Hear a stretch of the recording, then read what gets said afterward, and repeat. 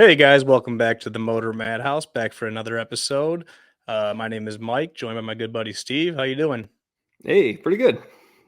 Good. So last time we talked, you were trading in your Camaro for a BMW, and I see it sitting behind your right shoulder. Yeah, see if I can So lift tell it me over about it. here. So that is so BMW uses chassis codes a lot. So if you become a BMW or any German car nerd, you know all the codes. So that's a G87 is what they call it. So the big reason kind of went after that car is, well, people hate on it for its looks, and that's okay. I guess I don't really care, but it has all the components of the heavier cars. Like uses the same exact suspension, drivetrain, like diff, trans, motor, everything. Like if I go underneath there right now, it's all stamped BMW M4, right? And that's the $80,000 car, right? But it's a little bit shorter wheelbase, a little bit lighter, not much lighter, but a little bit lighter. So it's just overbuilt. Like it's really tough. And again, as I said last time, it's the last manual BMW that they're going to be coming out with.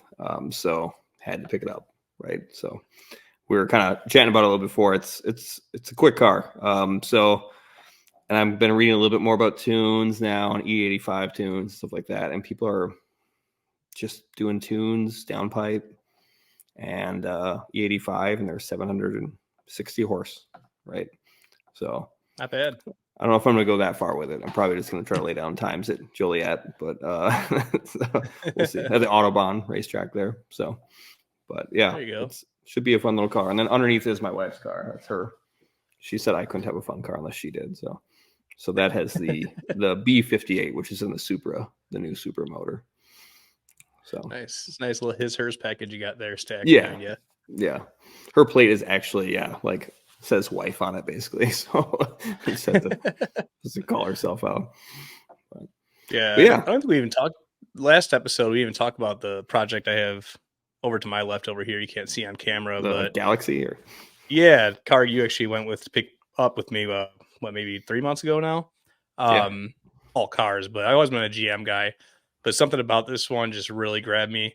Um, it's got it was fully frame offed, but it's a real nice rust-free Colorado car, with the original paint, and it's got one of the coolest patinas I've ever seen. It's light blue with a white painted top, but the hood and the top of the fenders are just faded down to like a rust tone. It's not rusty. It's not crusty and nasty. It's real smooth. I think somebody might have scotch brighted it and kind of worked it a little bit, but it's a really cool natural patina. So I'm planning on locking it under a clear coat once I get it where I want it. But the previous owner was a guy in his 60s, and he frame off the entire car so that it's got four-wheel disc brakes, coilover shocks, in the springs in the front, and set up for four-wheel disc brakes. He didn't put them on the back yet, so that I buy the kit. But it's got a dual master cylinder conversion. Uh, it's got 18-inch brand new wheels and tires on it. It's all painted beautifully black. So it looks like a complete frame off car, polyurethane bushings. So it's got old and faded on top, but brand new underneath. And it currently, this is kind of what sweetened the deal. It has a 2014 Coyote 5.0 from a F-150 mocked into place. I was kind of excited. I wasn't sure what I was going to do with it when I bought it. So I got it home and I was like, well, let's see what it costs to get it running. I knew it was too good of a deal to even, just no matter what I did with it, it was going to be a good deal. Right. So I got it home and started pricing. I believe I called Power by the Hour. They're a huge support company for Coyote swaps and great company to deal with. They had everything for this car if I wanted to go that direction. I mean, all the brackets, power steering, air conditioning, shifter, clutch assembly, all the components that set up the Dakota gauges and all that. So they had It everything. had an Like I was, auto trans in it right now. I had like a 5-speed auto, right? yeah, I think it's out of like a town car. It's nothing Okay. special. So that was the other thing. It's not like it had the what's the 66 or MT82. no MT82. Yeah, sorry, that's the manual. But yeah, it didn't have that trans. So that would have been a little nicer to be able to recoup some money from that. But after I priced it out, it was just too much to go that route for where I'm at and time wise. I got a bunch of little kids and a full time job, so I was being realistic, going, well, it's going to cost more than I paid for the car just to get that motor running with a good trans. And if I'm going to do it, I'm going to go T56 or TR6060. So that's just a huge expense. So I started pricing it out, and I was like, well, what if I could just find a nice 390? So I got looking, and I couldn't find a motor for a while, and wasn't anything that looked that great until one day I found a 65 Galaxy that was over in Indiana, and it had a 390 4-speed. The car had been rear-ended, um, no interior, smashed back window, but it ran, and it had a top loader 4-speed with a drive shaft and a windshield, which is also missing on my first car. So I was able to get that entire car for the price of what I'm selling the Coyote for. So basically, I got my drive shaft, my windshield, my motor, my trans, my pedal assembly. And the pedal assembly alone is like $800 on eBay for these if you want to go to a manual trans. So it was a really good deal. So I've been toying with the motor in my driveway. I have the parts car out there. I've gone through the ignition system now. I just did valve seals and just did an oil change. I haven't popped it over yet. I just got to change the plug wires. That's where I'm at. I just haven't had the time with the kids and try to record the podcast and all that, and waiting for the snow to fall here. But that's my plan, is to take all that out and put it into this car, sell the Coyote, and this will be our family cruiser for the summer. Nice. Yeah, I remember picking that up with you. It's a really good looking car. Like that's going to be a nice project. Yeah, I can't wait to have her done. So anyways, on today's topic, we wanted to talk about the greatest flops of car models that come to mind. Obviously, there's way more to go through than we have time to talk about, but we each picked a couple. We haven't discussed what they are yet. And we're going to overlap on maybe one I can think of, but we'll see. I picked a few extra just in case. So that's exactly what I did. I got some plan B's and C's and D's. There was a lot of them. To pick one or two, I know for sure you won't have one of them that I picked, but because it's not, we'll explain it. But I'm assuming that you did the same thing. Like I was thinking flops, but that were still good cars, right? Like I'm not going to say like some are okay.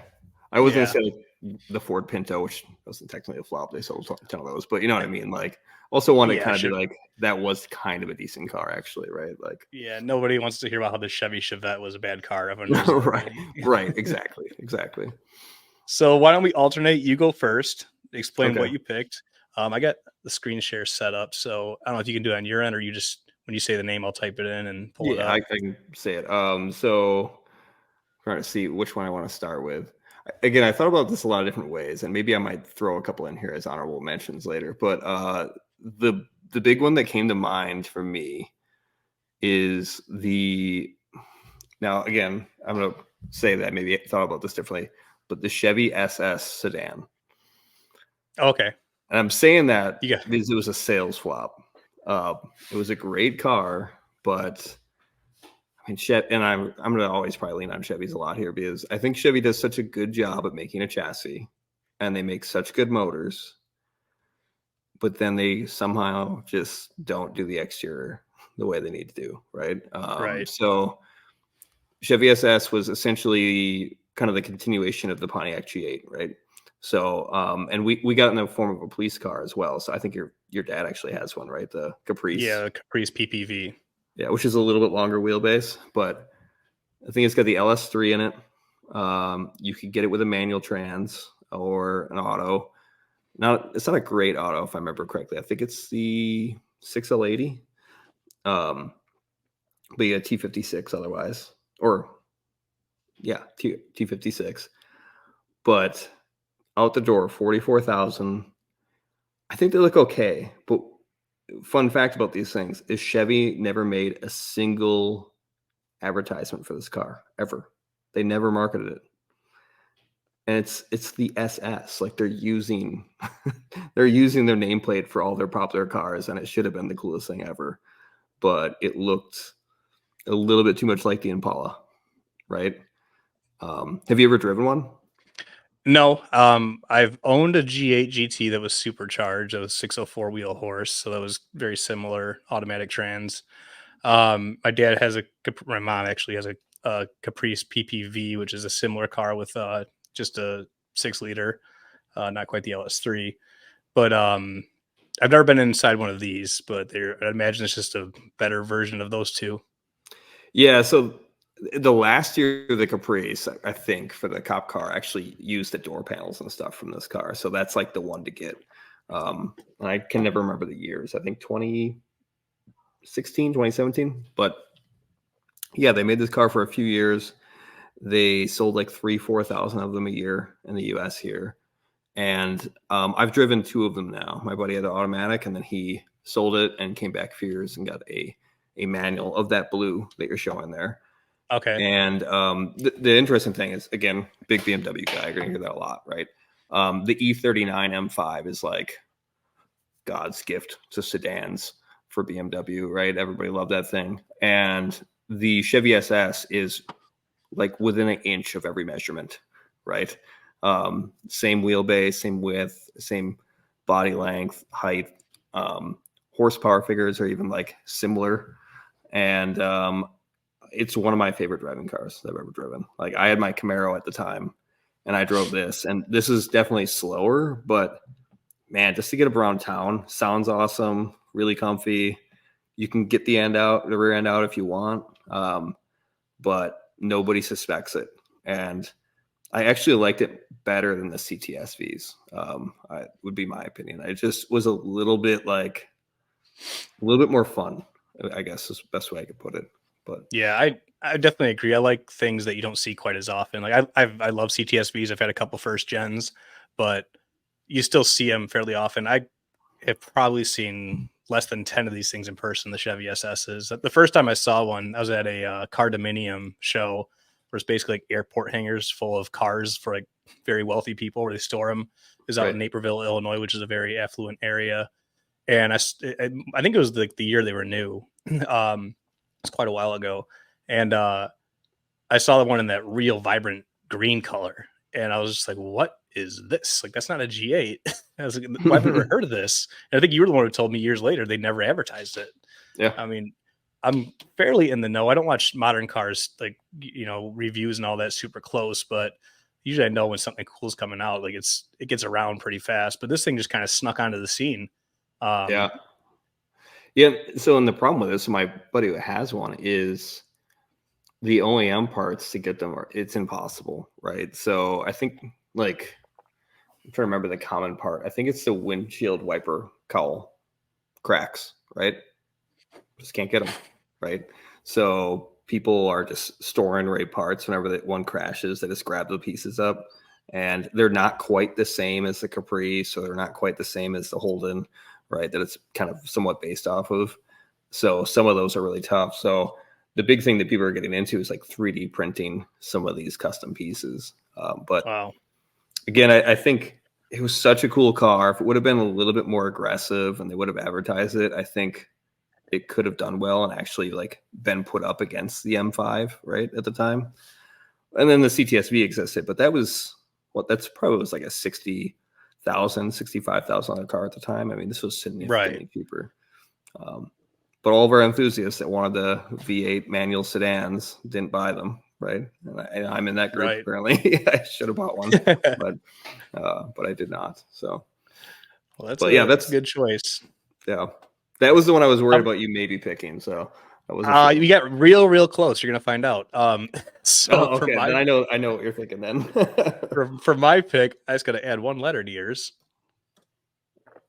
Oh, I did not get this one. Okay, I have. Okay, it has all the inconveniences of a short cab truck without any of the utilitarian abilities to redeem it. It's not a car. It's not a truck. Nobody really knows what it is. It has a 48-inch bed. It's a 2-seat convertible. It looks like a cartoon drawing of a 1950s truck done by a child. And its only redeeming quality is that it has an LS motor. And we were talking, of course, about the 2003 to 2006 Chevy SSR. So I super forgot about these. Like, but everyone did. They're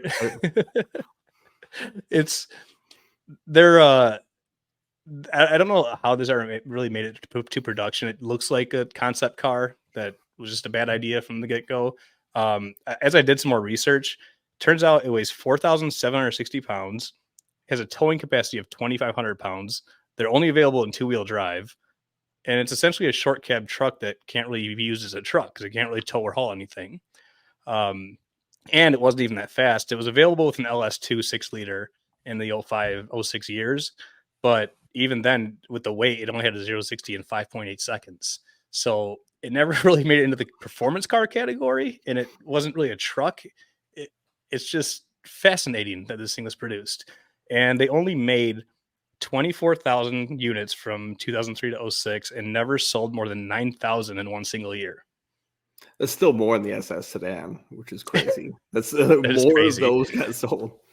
Well, I think this had a little more promotion around it. Yeah, And right. I think that was their whole like, the '05 Mustang came out and retro was cool. And yeah, yeah, that happened. So Chevy's like, yeah, let's double down on that. And you saw things like this. So, the problem was Ford did a good job making it look retro. This one, I don't know who this was for. yeah. It's got curves where it shouldn't. It's all plastic. Like a car that's supposed to look retro, you're gonna at least have to do chrome bumpers or something, you know. What was the other one they did? The HHR, right? That was Yeah. yeah. But I think that one probably sold a little better. Like I knew a couple tradesmen that used those just because they were cheap. They'd get a base model, you just fold all the seats down, and it was a cheap little gas efficient vehicle that they could haul tools around in. This thing, I don't know what you do with. I mean, This makes me want to find one of these though, because like talk about a wild project car. Like well, the other one I was going to pick was the Plymouth Prowler, and it's very similar as far as the market failure. That one was a little bit more or less exciting for consumers because it was available with a V6 and only an automatic trans.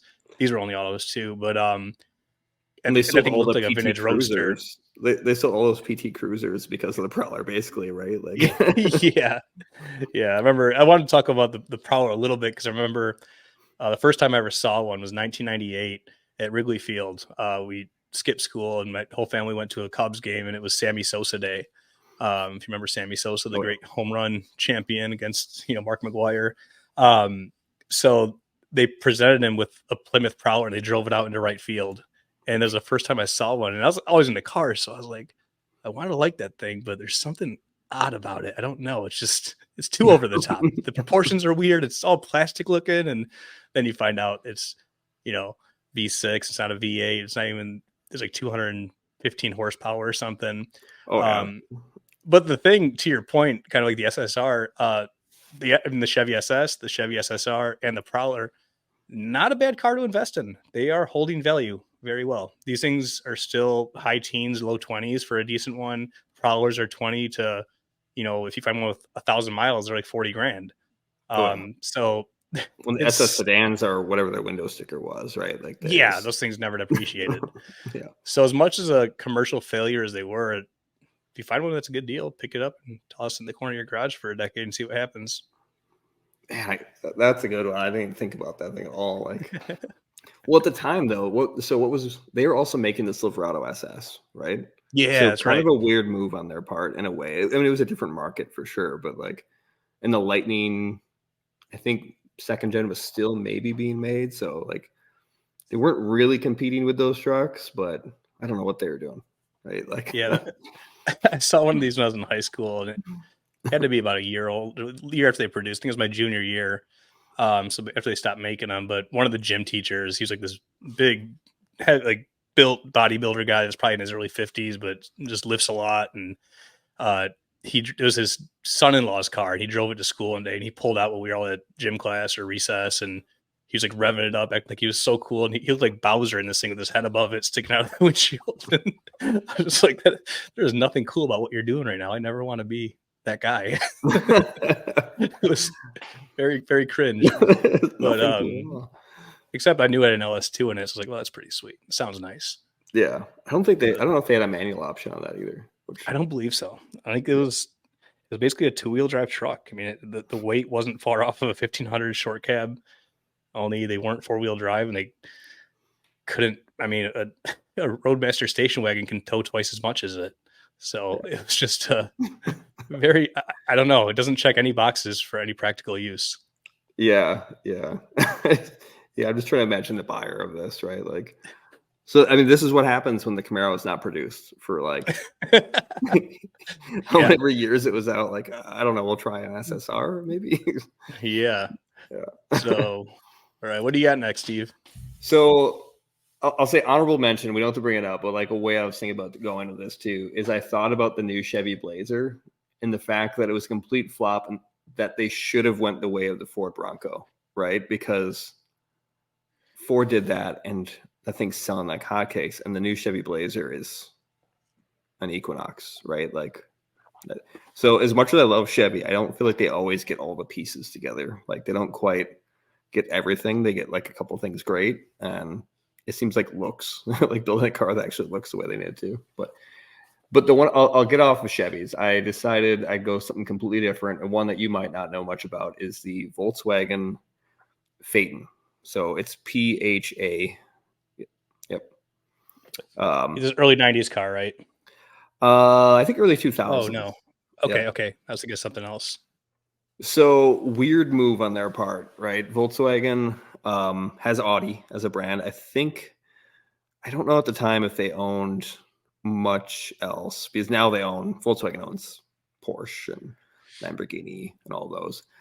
But they wanted their CEO at the time wanted to make this super luxury sedan, and he had all these crazy requirements. And I'm going to misquote this, I guarantee it, but I think he wanted the Phaeton to be able to go 24 hours in 115-degree weather, keep the interior of the car 71 degrees, and be perfectly comfortable the whole time.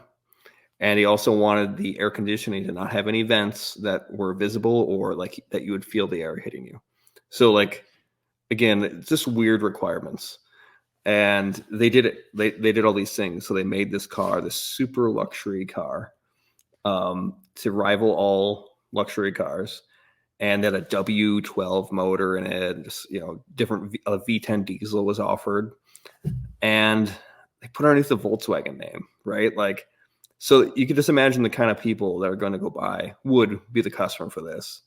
That probably would not be driving it themselves, right? Somebody else be driving them around. And they're next to the guy who's buying a GTI, or Right. a Rabbit or whatever. So total failure.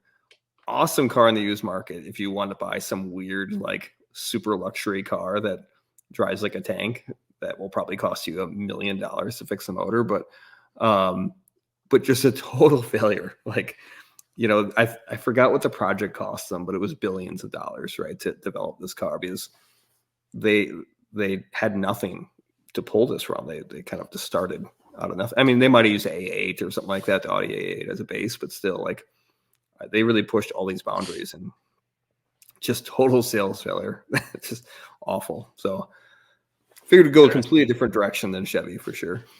Yeah, I was not familiar. Oh, there's a car in the early 90s. Joe Rogan was talking about he had one when it was new recently. I looked it up. It was some weird Volkswagen with a similar name. I'm trying to blank on it, but he said it had like a removable tape player that you pushed out of the dash and took with you so no one would steal it. Like before that was like an aftermarket thing people were doing. I forgot what it was. So they had a couple weird cars. I forgot. There's a Sirocco, but that was kind of a different car. They had a VR6 in it. And I'm trying to think the other one that was kind of strange. Sort of a C actually. Yes, that's that Corrado.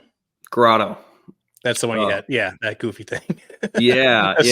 So that also had a VR6 option. I'm Okay. pretty confident anyways. I've driven one of those with a 2.8 in it. And my friend is this programmer. He's a genius. And he programmed for us at my company.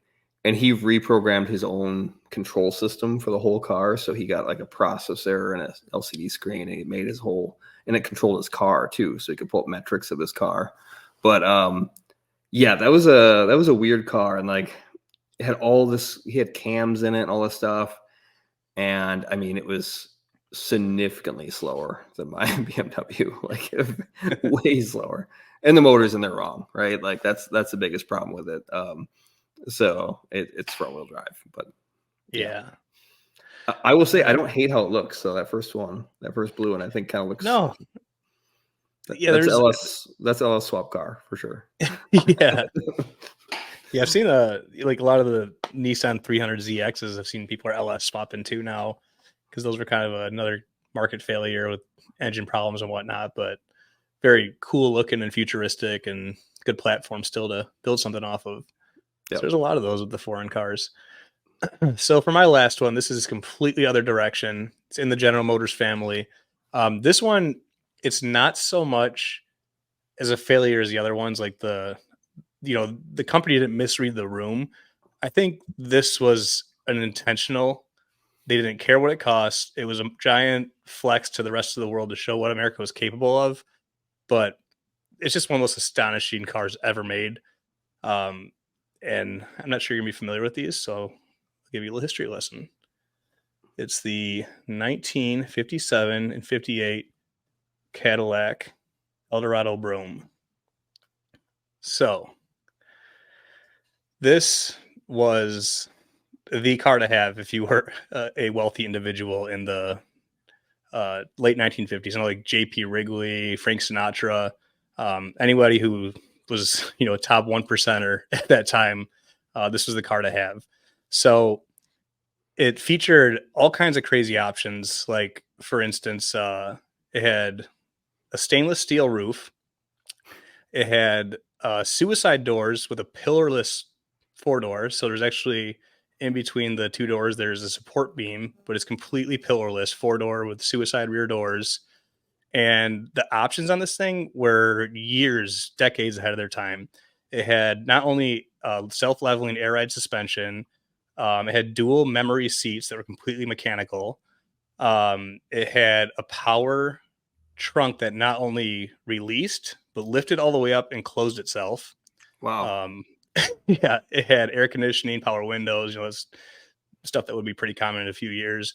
Inside the glove box, it had 6 magnetic shot glasses that laid down on the lid of the glove box, a cigarette dispenser, a makeup holder for women. I'm trying to think what else. There's some other just goofy things. It was just a party on wheels. I mean, they wanted you to just drink and smoke and cruise around this thing in the 1950s because there were no rules back then. But the astonishing thing about it, between 57 and 58, they only made like just north of 700 of these things combined over Oh my 2 years, God. and it gets crazier.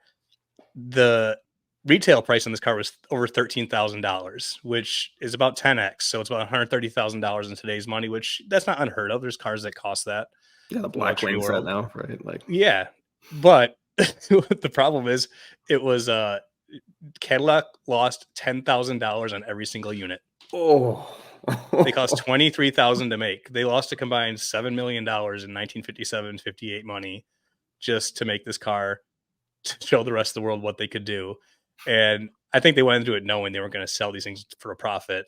But part of the advantages of fighting a world war and not being the home team is, if you're a first world industrialized nation, is the rest of the industrialized world has to rebuild their countries for the next couple decades because yeah. everything's in ruins from being bombed, and we didn't Yeah, fight the in our home Germans turf. weren't coming out So with any hot cars anytime soon. no, so we kind of owned the car market, and everyone came back from the war. They're on top of the world with their morale and popping out babies and factories. Everything's made in America. The economy was on fire, and they just started making crazy stuff, and nobody told anybody no. It was just insane. I mean, you look at the 50s all the way up to this, even like the early 70s, how every single year the car was different. They would retool everything. Oh, yeah. Like the logo on the podcast, that was my 59 Buick. It's one of my favorite cars ever, but it was a 1 year only model.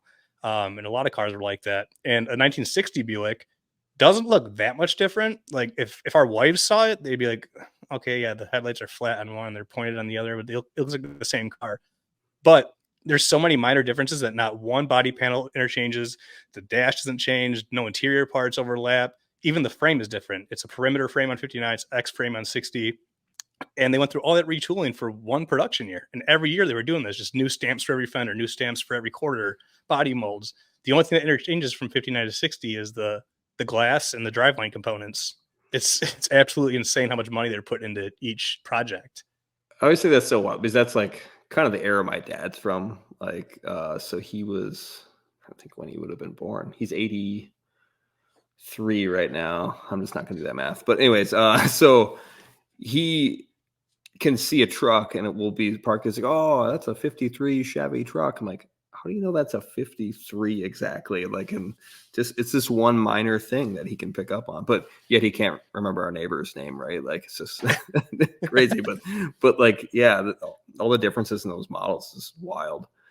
But yeah, my dad actually bought one of these probably 2004 or 5-ish. It was the first time I saw one. I remember he had it in an enclosed trailer in our driveway, and I was like, "What is this?" Because he were doing a lot of muscle car stuff all the time. So also he showed up with this 50s car. I was like, "Oh, it's pretty cool." And then he started showing me all this stuff, and I was like, "What? Oh my gosh! Like, these are shot glasses inside the car. These are they're all Cadillac insignia on the glasses, magnetic sick. bottoms. It's just the most politically incorrect thing you've ever seen in your life." But and once again, another solid investment. A good example goes from 150 north of 200 grand at auction these days for these cars. Oh, I bet. And you can't clone them. It has a stainless steel roof. There's what's out there is out there, and how many are left? Who knows? But only 700 to begin with. So, but in today's money, I mean, $70 million loss in 2 years of production of 700 cars. Could you imagine any manufacturer, like any CFO, being like, "Yeah, let's do that. It's a great idea. We'll just show Rolls Royce that we're better than them." Yeah, It was exactly. wild though, but yeah, very very cool piece of history. They still use that trim name on, or they did for a while, right? Like there was other, Yeah. There's a They did it. Fleetwood, and I think as well, right? Yeah, Fleetwood's your 4-door hardtop sedan or 4-door hardtop. That's your 4-door hardtop is your Fleetwood 4-door. And then into the 90s, they still have the Fleetwoods. We grew up with those 94 to 96 LT1s. Those were kind of the last full frame V8. They're the bigger back full-size seat, caddy. right? Like Yeah. yeah. It was a lot of caddy guys regard that as the last true Cadillac was the 96 Fleetwood, because even the DeVales of the time were front wheel drive with the North Star. Yeah. That's what I had. I had a 4.9 North Star and a front wheel drive, 4-door. Takes like 7 quarts of oil. Yeah. The body's all plastic, right? So you'll see one and be like, "Oh, that's pretty clean still." And then you look underneath, it's just all unibodies Right. away, right? Like, and that's where the Fleetwoods are full perimeter frame. It was basically a 1970s chassis just brought up to speed with an LT1 and modern air ride and whatnot for the 90s. But we had 2 of them growing up. I got my license in one, or started driving to school after I got my license, and until I saved up for my first car, which was its cousin with the Buick Roadmaster, because I liked them so much. I mean, they were 15-second cars. I mean, it would do a mile burnout with the one tire, just first through second. Just see this big giant caddy just smoking the tire. It was a blast. When you're 16 years old, it was the coolest thing, and such a sleeper too. I mean, not fast, but it's fast for what it is. I mean, it would. Yeah. In high school, it was faster than most of our kids' cars. Just this giant boat that had been in 4 accidents. Well, it's torque too, right? Like a ton of torque. Yeah, 330 foot-pounds. Right. But yeah, it was a good time. But yeah, I figured that'd be a good pick because you never heard. No, that's really good. Yeah. All right. Well, you want to start the? Do you want to do the bottomed out thing? Yeah, we'll do that. And then I got a couple of trivia questions for you. I forgot about this. Okay. So bottomed out. This is our weekly segment where we talk about cars that are probably as cheap as they're ever going to be. And if you're going to buy one, now is probably the time. So, Steve, I'll let you start. What do you got? No, I'll let you start. All right. Well, you're going to see a pattern with me in these first few episodes, because what I'm going to talk about is the cars I've been playing with recently, and I'm only playing with them because that's my mentality on them, is they're just too cheap right now. So I think right now one of the best examples is the 99 to 04 Mustang GT, the SN95 New Edge Mustangs. They got their shortcomings. They're not crazy fast. They're powerful enough. 30 years old when they're brand new, right? Like, yeah, but I still think they're cool. Maybe it's a little bit nostalgic. So my best friend had one in high school. So the car I just had was the twin to his high school car. And, when I was 16, it was like unattainable, because I think his dad paid it for like 11 grand for that car. And I was like, I can never afford that. And when I found that one, I was like, I got to have that. It was my first modern Mustang I'd ever had. And calling that modern is kind of funny, but my previous one was a 73. But I think those cars are a good buy. I mean, you can find rough ones for like under $3,000, and then real nice ones you can go score a super low 30,000 mile one for like 12. So It's funny you they're good said. buys. I just saw one for sale. It was 10 grand. It was super clean. I'm like, maybe, right? Yeah, Like, yeah, and there's so many different flavors. You got the Mach ones, you got the Bullet, you got the Cobras, the GTs, and then the '03 to '04 Cobras. Those ones are really kind of coming on. Those things are 20 to 40 grand, depending on mileage and condition and history. especially So got like that's in a our Mystic. They had Mystic Blue in those too. Was right, or was yeah, it Mystic? Was it Mystic Blue or something else? It's that like greenish, purplish color that they had, right? That changed colors. You know what I'm talking yeah, about? Yep. yep. Yeah. Yeah, but I feel like that's be one of the cars where when my kids see it 20 years from now, they'll be like, "Oh yeah, I remember I bought one of those for $5,000 when you were 2 years old." They're like, "What? How?" It's going to sound so cheap because that gets you nothing these days in the performance world. So getting a manual trans, rear wheel drive, a car that can hang the rear end out around corners, yeah, it's a mid to high 14-second quarter mile. It's nothing special, but there's unlimited aftermarket support as far as body features, body kits, performance parts. There's guys Coyote swapping them, LS swapping them. I think they're cool looking cars. I really do like them. I know they kind of get uh, people kind of sleep on them because the retro ones came out in '05 and that was way cooler because they did a great job bringing back the retro. And even those things now, when I compare them, like the Mustangs got so much cooler since '05 that the Mm-hmm. first generation retros, like I No. almost rather have a new Edge because they still had a 4.6. It wasn't like it was that Mm-hmm. much more performance.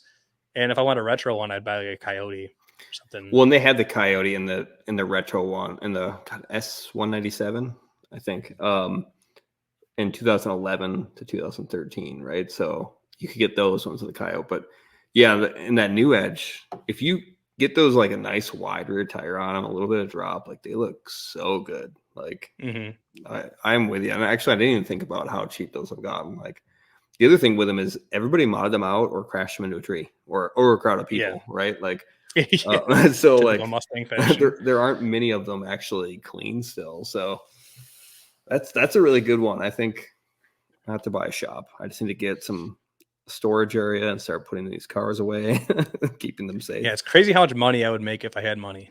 Exactly. But just had some money, right? Like I just need to get rich, and I could get really rich. Be great. well, so mine is really on point with this one, right? So I think I think it was you and I were talking about this. The 0304 Mustang was called the Terminator, right? Because Mm-hmm. the Camaro was stopping production. They kind of said that it stopped the Camaro's production. It terminated the F body. Yes, Yeah, exactly. that's the rumor. I don't think it's kind of like the Pontiac GTO was called the GOAT, and Pontiac hated that, which because it was like they called it the GOAT because GTO looked like GOAT. Like the consumers started calling it that, and then like to get somebody's GOAT like it was the butt of a joke at the time. Now it means greatest of all time, so it would have been great, but that's not what it meant in the '60s. But Terminator, I think, was also a consumer name that they labeled it, so it was never marketed as that. There's no badges, there's no option, but the 03s, 04s with the supercharger, the independent rear suspension, that hood, it's known as the Terminator widely in the Mustang community now. Yeah. So that whole era was weird because I remember that. Like that's when I was getting out of high school, right? The Camaro disappeared. And I think really this is what happens with the Ford and the Mustang is whenever the Camaro doesn't exist, they just kind of get lazy with it. Right. So I think I think it's S197, I think is what they called the 05 to 2013.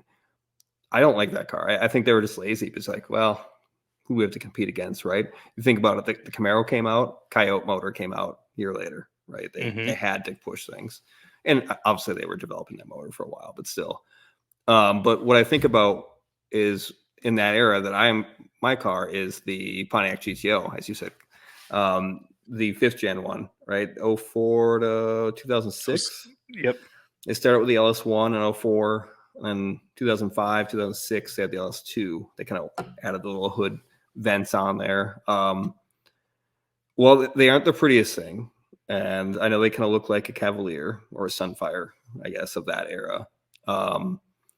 You see those for like $8,000 right now, and man, it's a good motor. Like, I mean, if you're going to go buy that motor and trans to go put into your 240 or whatever, right? Like it would probably cost you $5,000. Might as well get a whole car while you're at it and get a GTO. So Yeah. I see some of those, and those are hard to pass up on if they're clean. Like I've been in a few, I've never driven one yet, but like they're a bit heavy, but they're independent rear, and they get around corners and just throw money at it and make it a 10-second car. You probably won't ever get much below that without some serious work, but Right. Yeah, those are, what's funny is now that we just hit New Year's, it's funny to say that car's officially 20 years old. yeah. The new GTO is an Yeah. antique. Unreal. But I remember, I mean, I think we talked a little bit in the last episode. I grew up around Pontiac GTOs going to nationals. I mean, that was my favorite car. I mean, 70 is my favorite year. GTO enthusiast. So I was obsessed with GTOs when that car, when I heard it was coming back out, I was so pumped. I was like, the GTO's coming back. And then I saw the prototype. So soft. Yeah. I was like, it looks like a Grand Prix. Like, well, you gotta be kidding me. This is it. And then, okay, it's got an LS1. That's cool. It comes in a 6-speed. But that first year, it was like a 1420 or 1410 quarter mile. It wasn't even like that great, And then they redeemed themselves a little bit with the LS2 in 0506. But then my younger brother has had two of them. He had a LS1 and then an LS2. And I've driven them, and they're good cars. I mean, the seats are super comfy. I mean, you can drive them all day long. I mean, LS motors, so you're getting 20 plus miles per gallon. So they kind of grew on me over time. And now when I see one, I still haven't owned one, but I've come close a couple times. They've grown on me. I officially accept them as a performance car. and it was an effort. They tried. But then the Mustang came out, I was like, they did such a better job. Why can't Pontiac do that? Right. Going retro.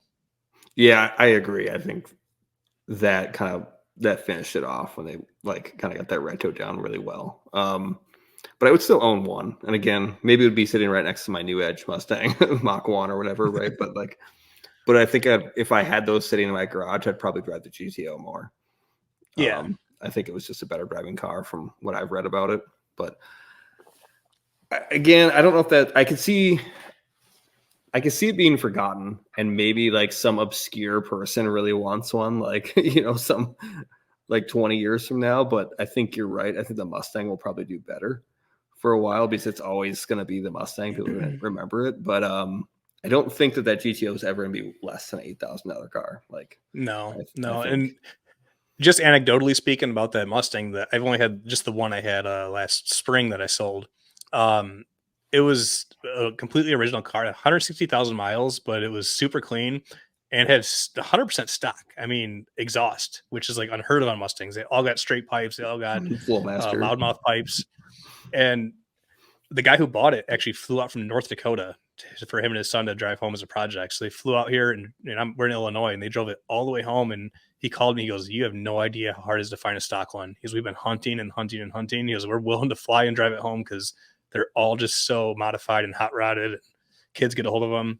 Mine was a one owner, female owned car from new until 2021.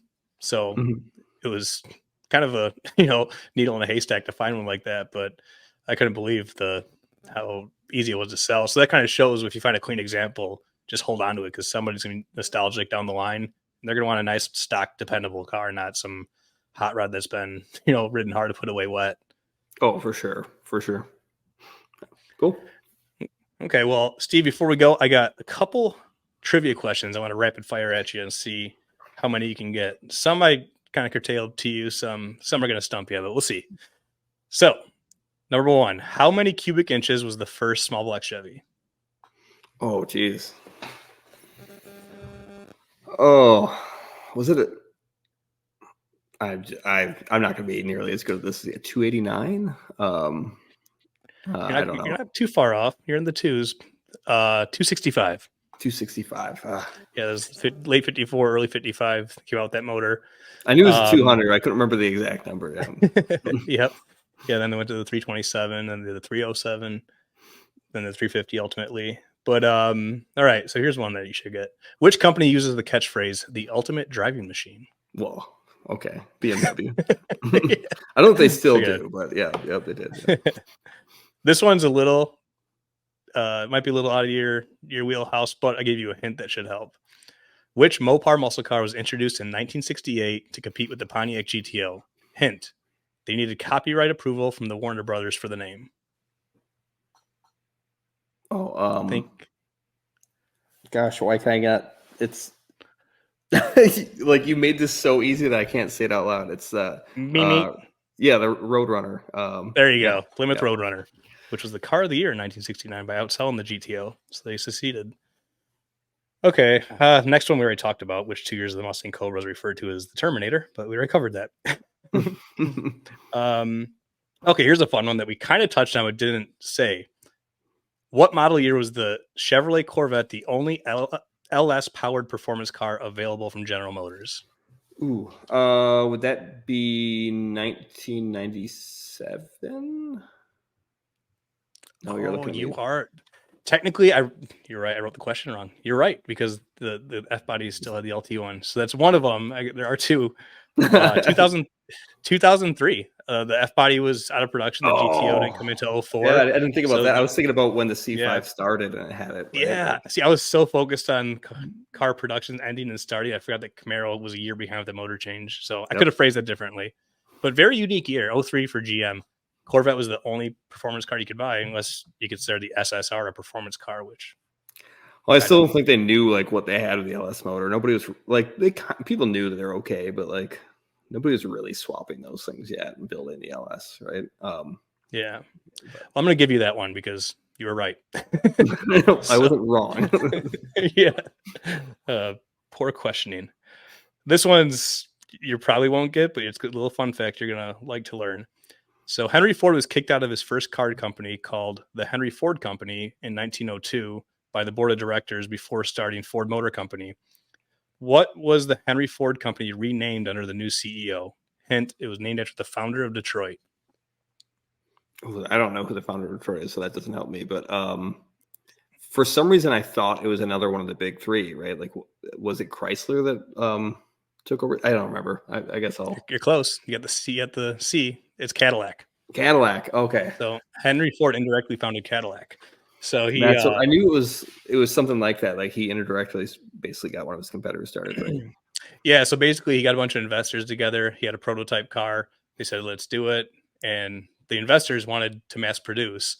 But Henry Ford discovered that these things are really fun to drive. So he wanted to take all the money and see how fast he could make the car. So he kept building a race car prototype. So he just kept spent all the money trying to make the thing go faster. And they eventually said, like, this is not what we agreed upon. Like, you're out. And they just cut him out. He took his severance package and started Ford Motor Company. And then they probably weren't too happy to see when he's on his own how well he could do with mass producing. But yeah, he did well. little fun fact: he founded Cadillac indirectly. That's interesting. I somehow knew that fact. I remember hearing it somewhere, but I obviously misquoted it. So you're close. You're close. So, well, anything else you want to wrap up on? No, this is one. So awesome. Well, yeah, guys. Please, if you're listening, go over and leave us a review on iTunes or any whatever platform you're listening on. Check us out on YouTube, like and subscribe. Over to Instagram at the Motor Madhouse and give us a follow there and check out some great memes and car content. But once again, thanks for listening.